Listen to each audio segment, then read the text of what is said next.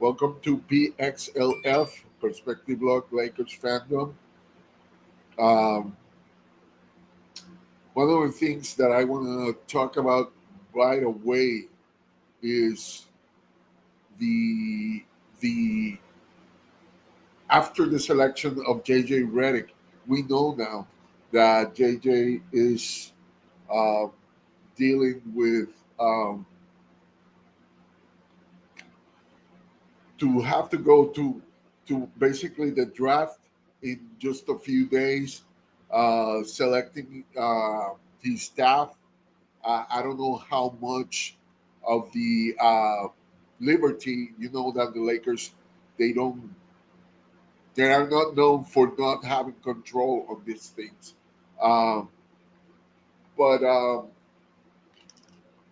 JJ has to he needs a coaching staff that helps with the defensive part of the game, uh, with the player development according to the CBA new standards and regulations.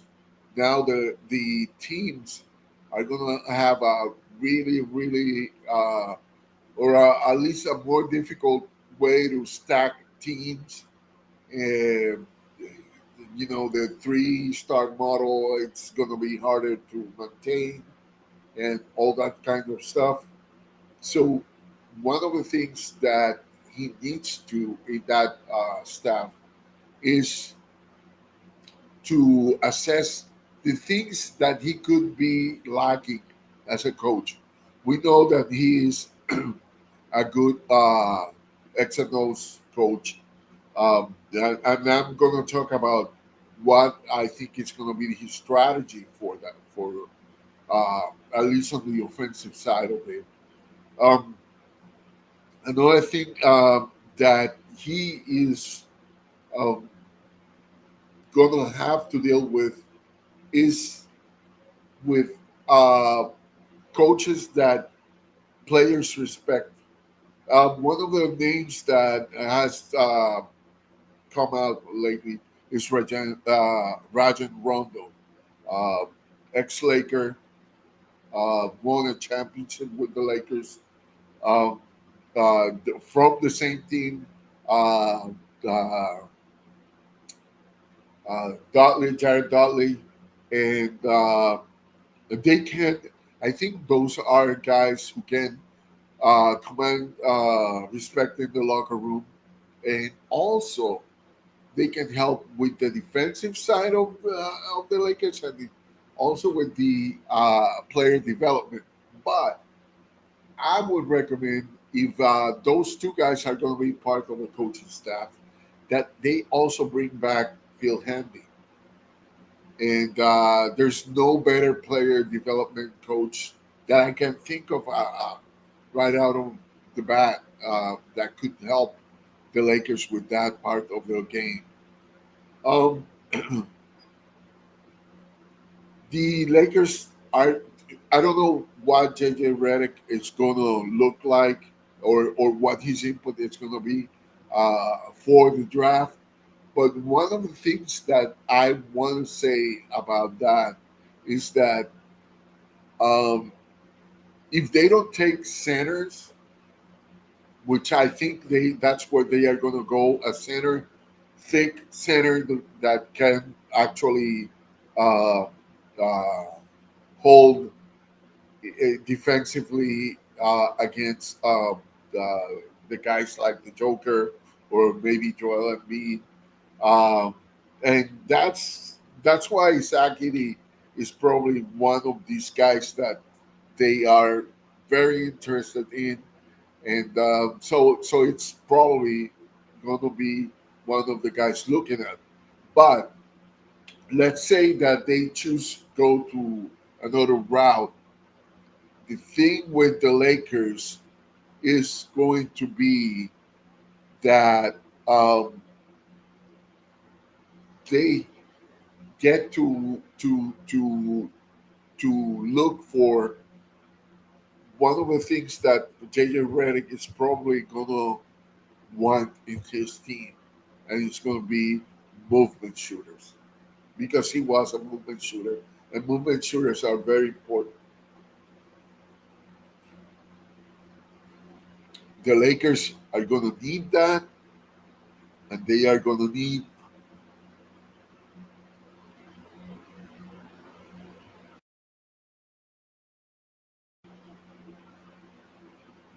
going to need that that you could see how the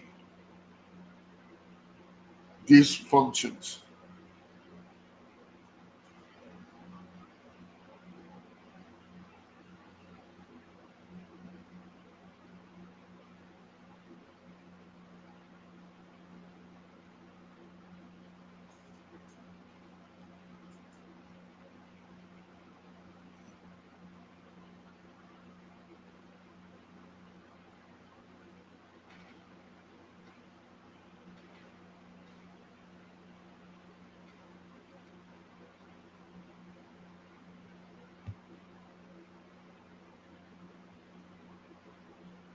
So yeah, my wife got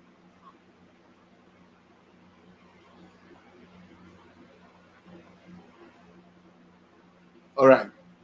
So I was wondering, yeah, I was wondering if the my restream was being uh, like the audio was okay because I don't have my headphones right now. Thank you, my wife. Thank you to my wife for that. So, like I was saying, JJ Redick, it's going to be it's going to be in the frying pan really fast. Um, so I wonder how he's going to do with those things. The draft is going to be talked about a lot, and I think it will be good if Redick actually uh, coach some of the summer league games, so people start seeing, and not people on the other teams, people actually in the uh, in our side of the fans, and that could be a good thing, uh, especially if he wins. Um, Another thing is, um, uh, I don't know if any of you saw the Laker Nation podcast. Um, they were talking about how how this would be a good thing, but also um, they were mentioning certain possibilities. Uh, I don't know yet what to expect of JJ Redick, but what I can say right out of the bat is that I think JJ Redick is going to be a strategist, and that this is where I'm gonna a little bit talk about how JJ Redick as a strategist is gonna behave. JJ Redick, by the way, if you are listening to this, watching this, please subscribe and comment and like. All that thing helps us out. So, what do you what do we can see JJ Redick doing in next season? First, uh, it's funny because he interviewed Dan Hurley not long ago, and uh, he one of the things that JJ Redick knows about him is the amount of layers. Like there's a long amount of layers that Hurley used, like for two or three sets. Like there's not many sets that he uses, but he puts so many layers on each set that it's difficult for you to know what he's going to do next. Um, One of the things um, that JJ Redick could start using as sets are the sets that Coach K used um, uh, with him and with all other guys. And there's a set that was used with Vaquero that could be something that JJ Redick could use with the Lakers, for example, with Anthony Davis or with LeBron, and it's called the 5-4 or the 54 horn, and it's a horn set where you have, for example, Dilo going on top of the area, top of the key, back in the 3 point area. It's a horn. So in this horn, it could be LeBron and AD taking the 5-on-4, which is called 54 because the 5-on-4 are there, and they are basically what a dealer has the ball. He would basically squeeze into the two screens that LeBron and AD would put, and once he passed that, he's going to go to the corner. He could go to this side, but he's probably go to the corner, and in that moment, either you probably LeBron or AD could be any of those. Whoever doesn't have the ball is going to go down in something kind of like UCLA caught. So that this opens up a lot of so the action will open up either LeBron or AD or Dilo. And so if the passer is LeBron, we know what LeBron can do. He can find the open guy. If if if the defense collapse in the middle, he'll have D'Lo, he'll have probably Hashimura and Austin Reeves. If it's of Austin Reeves or is it uh, Cam Reddish? The other thing is he probably is going to see how. So Duke, his experience with Duke, he can use that, right? He can use the motion offense they use for Cam Reddish, and he's got Cam Reddish there. Um, so there's a lot of things that only with the type of horn sets that Coach K used in Duke, he can do in the NBA. It's a little bit different, right? Because you don't have the zones in NCAA. Uh, you don't have them in the NBA except for a few that have been allowed in the NBA. So you have to have maybe I don't know a few of those sets, but then adjust all the layers that you can use on those sets. Um, so I am thinking that he might use horn sets.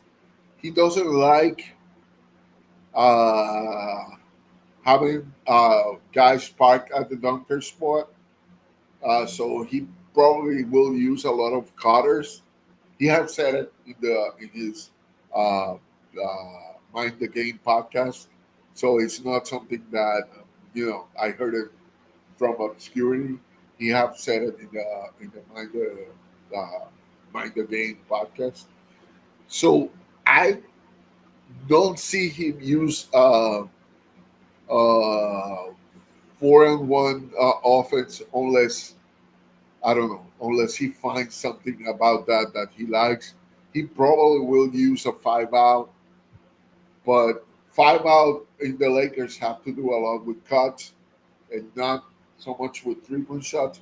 It could be, but the Lakers. Something happens with the Lakers every time a 3-point shooter that it's close to 40% or you know like it gets some problem that they can't shoot.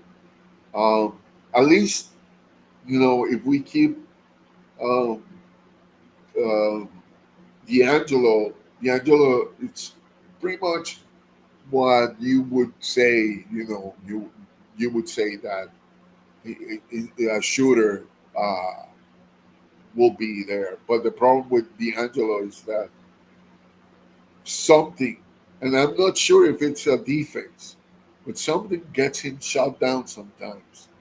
And so that's going to be something that if they keep him, and I have a lot of I had a lot of love for him because he was picked up by the Lakers in the draft. So it's a guy that we see him in the uniforms before, and it would be nice to get a championship with him, but we don't know how this is going to go. He might be uh, he might be sent to another team, or he could go just to another team. There's been talks of getting him in some sort of trade for Trey Young, but I don't know if that's a good idea. Maybe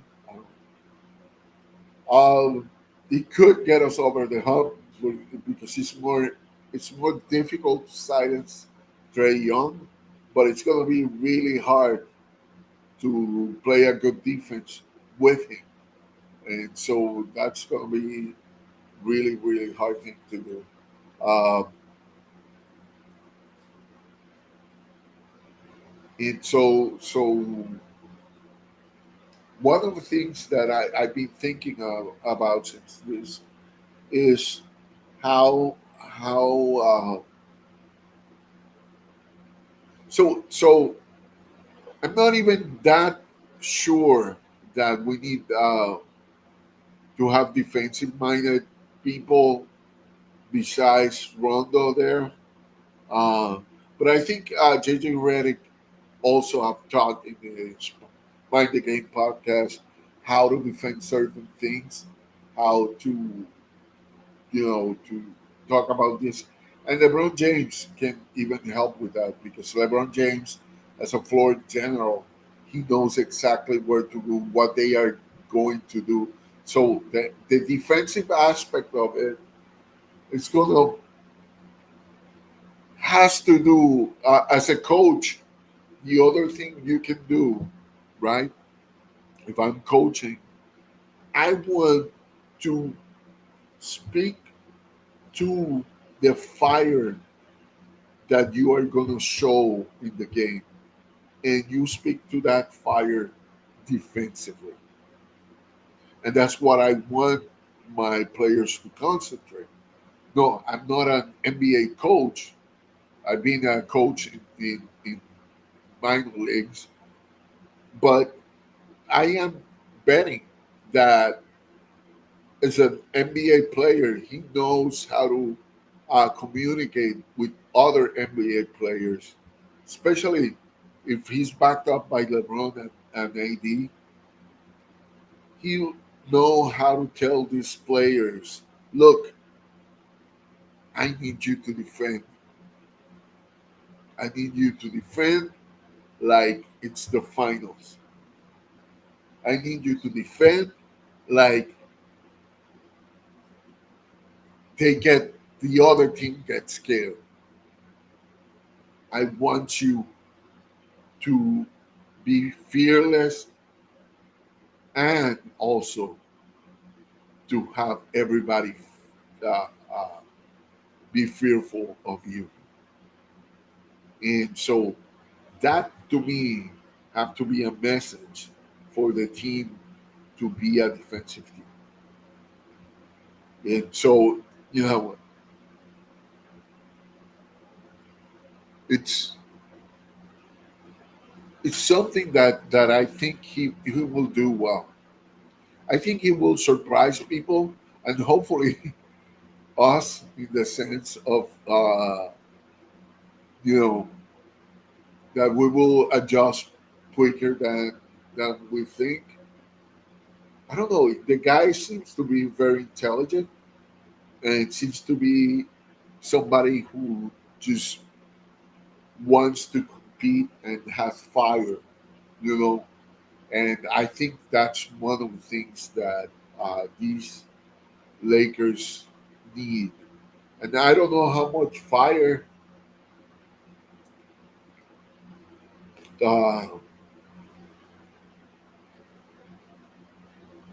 how much fire this guy had.